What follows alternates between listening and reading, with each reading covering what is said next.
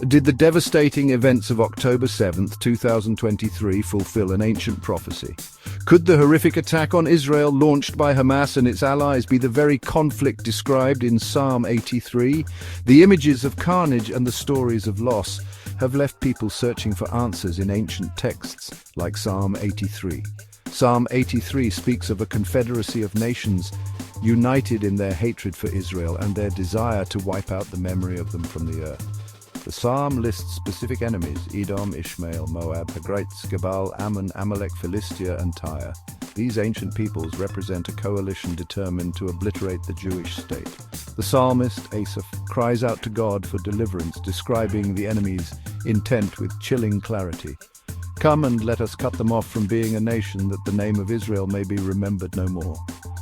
Does the modern conflict align with the scenario painted in Psalm 83? To answer this, we must first understand the events of that fateful day and the forces that brought it about. Psalm 83 paints a vivid picture of the enemies of Israel. They are not distant foes, but neighboring nations with a shared history of conflict. Edom, descended from Esau, represents a bitter sibling rivalry that has persisted for millennia.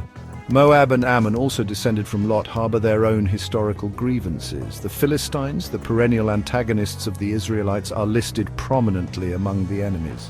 What unites this diverse group is a shared hatred for Israel and a desire to see it destroyed. They conspire together, pooling their resources and coordinating their efforts to achieve their common goal. The psalm describes their intentions. Come, and let us cut them off from being a nation, that the name of Israel may be remembered no more. The enemies listed in Psalm 83 represent a cross-section of ancient Near Eastern powers united by their opposition to Israel. The early morning hours of October 7th, 2023 will forever be etched in the memory of Israel. The Jewish holiday of Simchat Torah, a time of joy and celebration, was shattered by a coordinated terrorist assault of unprecedented scale and savagery. Hamas, the Palestinian militant group that controls the Gaza Strip, launched a multi-pronged attack that targeted civilians and military installations alike. Thousands of rockets rained down on Israeli towns and cities, sending terrified residents fleeing for cover. The attack sent shockwaves across the globe, evoking comparisons to the darkest chapters of human history. Could this be the war foretold in Psalm 83, the final showdown between Israel and its enemies? There are parallels between the coalition described in Psalm 83 and the forces arrayed against Israel in the wake of the October 7th attack. Hamas, with its stated goal of destroying Israel, echoes the genocidal rhetoric of the ancient enemies. Hezbollah, the Iranian-backed Shiite militia based in Lebanon, has also played a role in the conflict, firing rockets into Israel and threatening further escalation.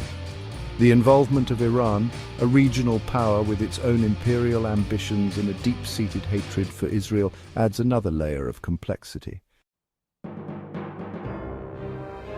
However, there are also significant differences between the ancient prophecy and the current conflict. Psalm 83 specifically names Edom, Moab, Ammon, and Amalek as enemies of Israel, yet these ancient kingdoms no longer exist. While their modern-day equivalents could be interpreted as Jordan and Saudi Arabia, neither country actively participated in the October 7th attack. Moreover, the psalm describes a decisive victory for Israel, with God intervening to scatter the enemies and bring peace to the land.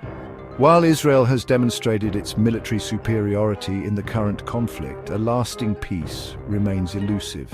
The situation is fluid and dangerous, with the potential to spiral out of control. So, does the October 7th attack fulfill the prophecy of Psalm 83? The answer, like so much else in the Middle East, is complex and multifaceted. There are echoes of the ancient conflict in the current crisis, with the same hatred for Israel and the same desire for its destruction driving the actions of its enemies. Yet there are also crucial differences, both in the specific actors involved and in the trajectory of the conflict. While Psalm 83 describes a decisive victory for Israel, the current situation remains fluid with the potential for further escalation and bloodshed.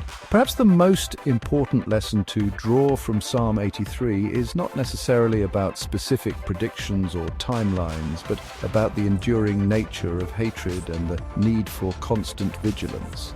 The psalm serves as a reminder that Israel's existence has been threatened throughout history and that peace is a fragile and precious commodity. As we navigate the complexities of the current crisis, we must remain vigilant, prayerful, and committed to seeking a just and lasting peace for all people in the region.